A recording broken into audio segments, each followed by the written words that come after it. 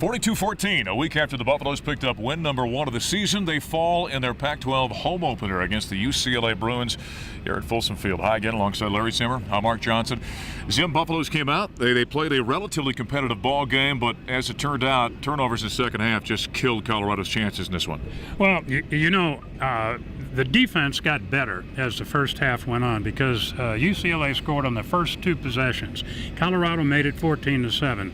They only got one other touchdown, and then on the first 3 possessions of the second half, there was a missed field goal in there, but the other 2 times the Buffs actually stopped them, and they forced that field goal by pushing them back a little bit. So I felt pretty good. I thought the defense was playing pretty well, but then the 2 turnovers, on a pass play that gained yards when Hobbs had it knocked out from behind, and then Jordan Webb tried to squeeze a pass into traffic that he shouldn't have done, and after that 2 scores, and it's out of hand. When you have a season like that with a young football team, as we talked about so often, sometimes in the middle of a lopsided loss, it's tough to tell, or at least tough to pick up on, if a team is getting better. Yeah.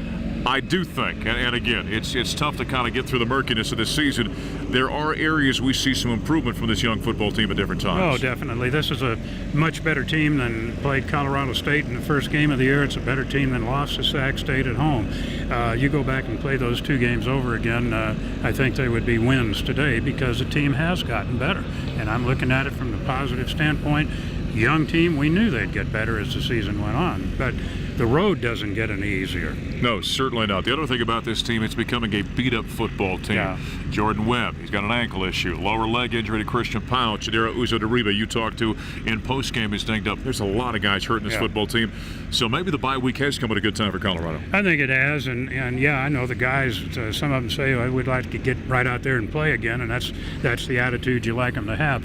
But no, I think they really do need the rest, and it'll give them a chance without the pressure of preparing for a game this week to be able to work on some of the things they need to work on, and capital T, tackle. That was a big issue. John Embry stressed that during our conversations in pregame. Buffaloes did not tackle well in this ball game. No, they didn't tackle well, and that has not really been an issue. I thought they've basically been tackling pretty well, but they had a lot of open field situations where they just let guys get away from them. Again, this was the best team Colorado certainly has faced all year long. I think UCLA is a top 25 team. Yeah. I don't think there's any doubt about that. But the Buffs still fall to 1-4 in the season. They're 1-1 in Pac-12 conference play.